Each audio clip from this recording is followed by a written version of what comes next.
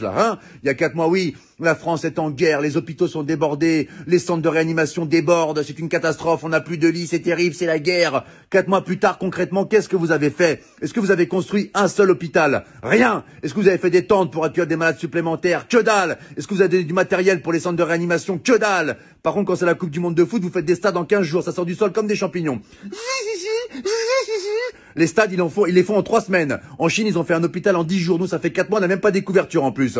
Un oreiller non plus? Bon, bah écoute, c'est super, hein, vive la France.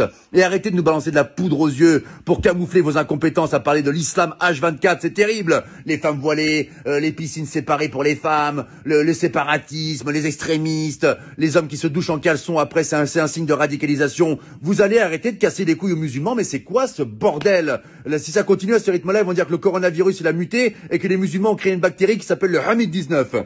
Nous sommes avec Jérémy qui a été infecté par le Hamid-19. Pouvez-vous nous raconter votre calvaire, Jérémy? Bah, ça a commencé par la barbe qui pousse toute seule, alors que je suis un berbe à la base, donc c'est un peu incohérent, vraiment. Et après, les premiers symptômes, j'ai dit des mots d'arabe en pleine nuit. Je me réveillais, Allahu Akbar!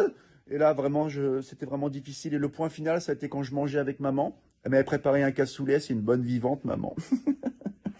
Et puis là, d'un coup, il y a une phrase qui est sortie. Ashhadu an la ilaha illallah wa ashhadu anna Muhammadan Rasulullah. Le verdict était sans appel. Maman a appelé les pompiers. C'était le Hamid 19. Mais aujourd'hui, ça va beaucoup mieux. Hein. Je vais à la chasse avec mon berger allemand et je fais de la pétanque avec papa.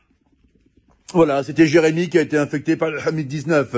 Laissez les musulmans tranquilles, c'est insupportable. On a l'impression qu'il y a que eux qui existent dans le monde, vous les massacrez H24. Là, je m'adresse au peuple de France. Il faut qu'on défende nos frères musulmans, ce sont des Français à part entière comme nous. C'est comme si on laissait un gamin à l'école se faire tabasser par 10 personnes et qu'on réagissait pas. Il faut qu'on les défende, d'accord? Les médias se servent d'une minorité pour salir une majorité. Ils leur cassent les couilles. La plupart des musulmans, ils sont en France, ils sont sans problème, on les entend jamais. Ils veulent une vie tranquille comme vous, comme moi, comme nous tous.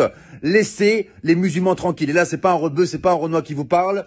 C'est un blond aux yeux bleus qui vient de Bretagne et qui t'emmerde, espèce de facho de merde. Ah oui, attention, j'ai fait du Krav Maga, moi je te dis